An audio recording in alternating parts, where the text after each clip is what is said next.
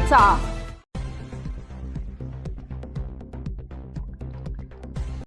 बागलाण तालुक्यात पुन्हा एकदा बिबट्याच्या हल्ल्यानं खळबळ उडाली आहे।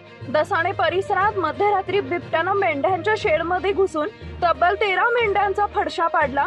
या घटनेत शेतकरी बापू वामन सोनवणे यांचं मोठं आर्थिक नुकसान झालं असून परिसरात भीतीचं वातावरण निर्माण झालंय। दसाणे शिवारात वन्य प्राण्यांचा वावर दिवसेंदिवस वाढताना दिसतोय।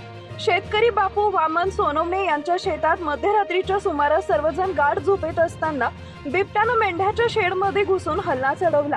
या भीषण हल्ल्यात तब्बल 13 मेंढ्यांचा जागीच मृत्यू झाला। सकाळी सोनवणे कुटुंब शेडमध्ये गेले असता हा धक्कादायक प्रकार उघडकीस आलाय। मृत पडलेल्या मेंढ्या पाहून कुटुंबियांना मोठा धक्का बसला। या घटनेमुळे सोनवणे कुटुंबांचं लाखो रुपयांचं नुकसान झालंय। दरम्यान परिसरात बिबट्याची दहशत पसरली असून ग्रामस्थांमध्ये भीतीचं वातावरण आहे।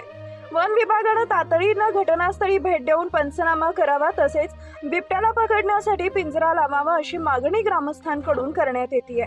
दसाणे परिसरात वारंवार बिबट्याचा वावर दिसत असल्यानं शेतकरी आणि ग्रामस्थांमध्ये भीतीचं वातावरण आहे। वन विभागानं तातडीनं उपाययोजना करत बिबट्याला जेरबंद करावी अशी मागणी आता जोर धरतीये।